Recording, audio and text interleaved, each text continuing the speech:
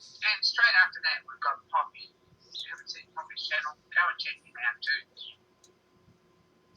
He's good for a chat, he's fun, and he makes cool stuff.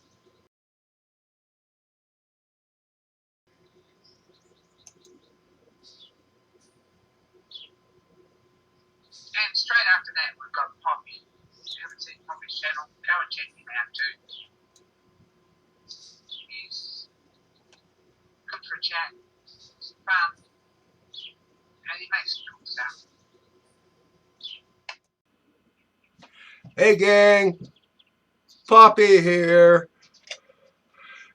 It was last night, the other night, I recorded a demonstration of this. My laser center edge finder. One word. And I couldn't get the red dot to show up on camera. Now, our Stephen Lang, when he demonstrated his camera picked up the red dot. This was intolerable that mine wouldn't. So I come in the house and I bang my head against the wall for about 15 minutes, and an idea came to me. Try that cheap Chinese Alibaba special digital camera that your wife give me. My wife give me, right?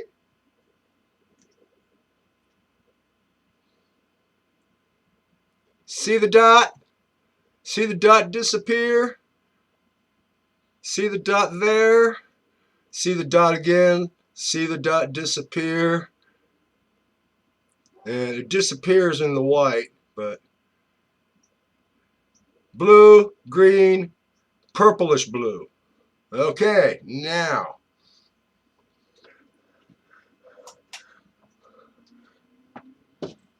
turn off the light, drop the blind. Come on, you, go down.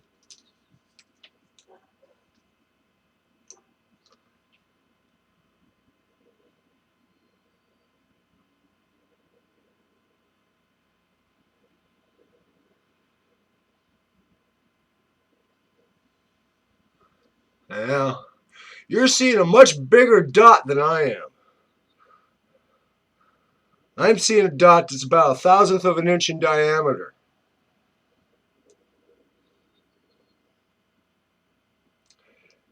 Anything bigger than that is backscatter, or reflection off of the surface it's hitting. You're off. Lights on. Now this is the test target that came with the device. You see, it's bluer than the Dicam original. It's a darker blue and less yellow of a blue than the opaque dark blue Dicam staining color. That's this. This,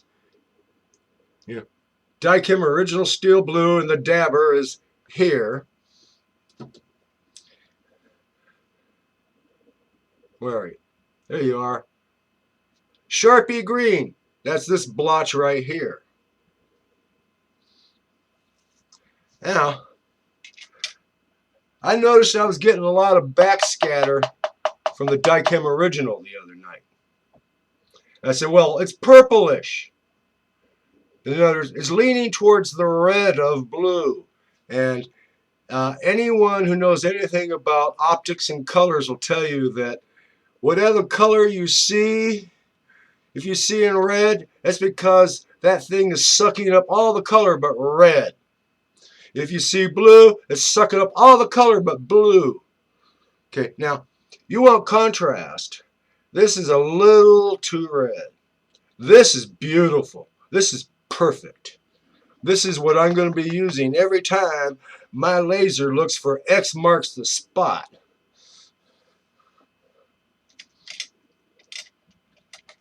I thought you should know that. You want to use the dark blue staining color. In the McMaster catalog, it said opaque dark blue. Anyway, it's a dark blue staining color. It's opaque, not translucent like the original, so there's more pigment. And of course, it takes a little bit longer to dry.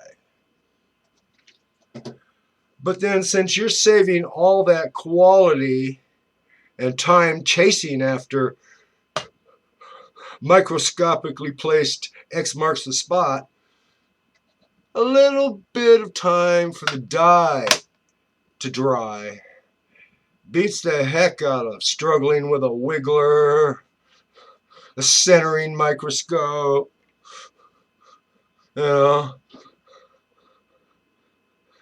By guess and by golly, look at it from all four sides. No. Dichem, dark blue staining color to use with your laser center edge finder or any red laser positioning device for your machine. Yeah. Okay, there's that. Yeah, leave that in the picture. So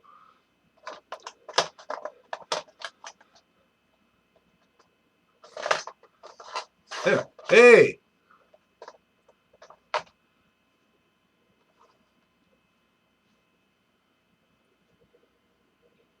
Yeah, shade this a little bit. There we go. Laser center edge finder. I'll leave this right here where you can see it. This is that laser bore sighter I was talking about. Everything from here, everything, yeah, no, here. Everything from this cone that way, except for the rubber adapter stuck up in here, I made to adapt it. Now this would hold it tight in the, anyway.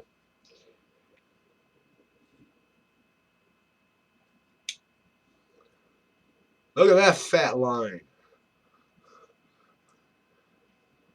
And that's about as good as that baby gets. You notice it's not even round. And this is supposed to be throwing a 2 centimeter dot at 100 yards. Must have been made by the same people that made the Mannlicher Concano.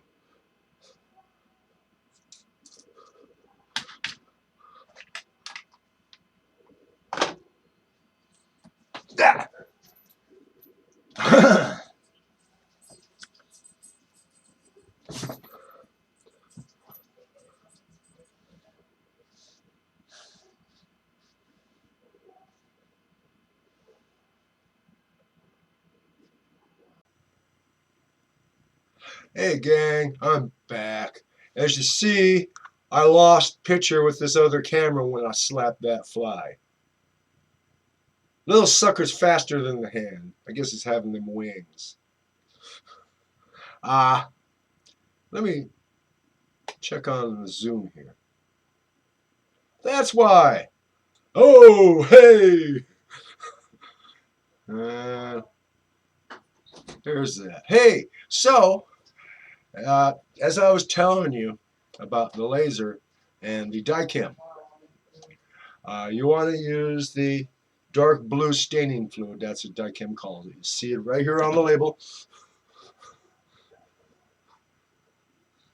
Staining color. It's opaque and it's a cleaner blue, less red of a blue than the Dichem original.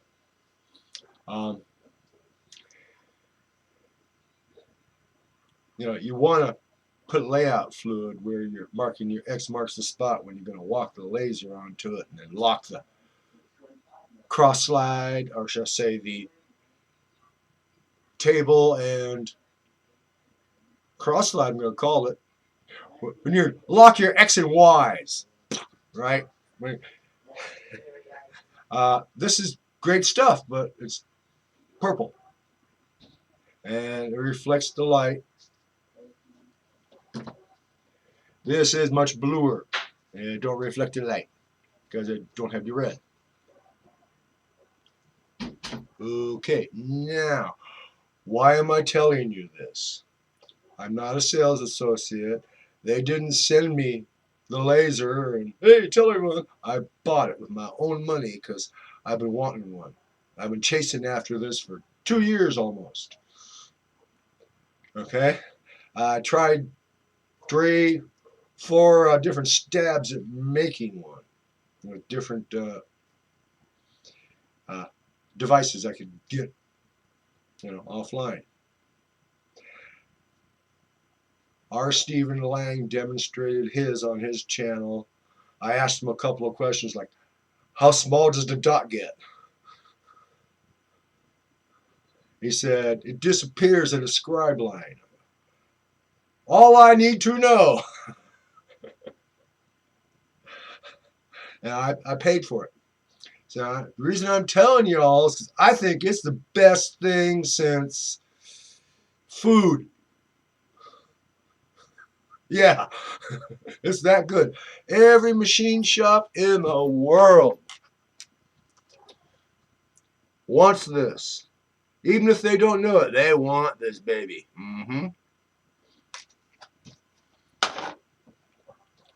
Yes, you do. If you're sick of playing with them stupid little wigglers, right? Don't come out quite white. Well, there's a reason. This is a stupid little wiggler. I mean, it was good 150 years ago when it was invented. Well, I don't hear no cat calls, boos, and hisses, so I must be right. Anyway, it's 150-year-old technology. This laser is only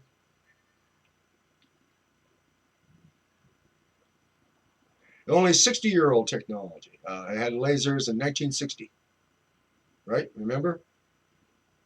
Invented 1960. Anyway, newer technology. It's not a physical pointer. It's this little itty bitty red dot. Yeah. They make 3 models. I've got the dot model. There's a circle model, little itty bitty microscopic circle, I guess, I'm not sure. You could use that to find X marks the spot. And then they got a crosshair model. Anyway, and of course they've got battery powered, which is what I got, or they got an AC adapter. They're gonna, for the people who don't like batteries. And they have a whole bunch of waterproof for in the CNC and at your water jet. They probably have one for underwater. I am Locutus of Underwaterville. Oh, yeah, he gets funny, don't he? Hey, when the old lady can't sleep, neither can I. Not enough sleep, and it's the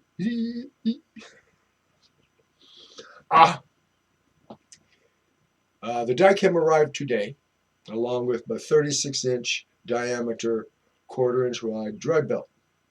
So tomorrow night, I get back out in the shop, and I'm going to modify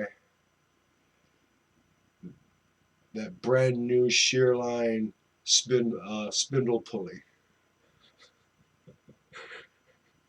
If any of you know someone who works for Shearline, either don't tell them about this video or make sure they watch it. If, I don't know. Depends on your personality and how nice or nasty you are. Anyway, I'm going to really, really do terrible things to it. I'm pretty sure the person who designed it is going to scream if they ever see the video. Anyway, that's the next video. I'll get back out in the shop and modify that other pulley. Then I can put both pulleys in place, hook up the motor, and test how fast. Yeah, both backwards and forwards. It rotates the spindle. Now remember, this is for the powered single point threading project. So I don't need fast. I mean, 30 RPM, choice. I don't thread at high speed. Let people who don't care if they crash their machine do that. No, I don't like machine crashing. This is not good. Ruins tools and valuable raw material, and it can really do damage to an expensive machine. And that's for your work record. You get fired for fucking off a lathe. You know? They sort of hesitate to hire you. So think about that. Yeah. Oh.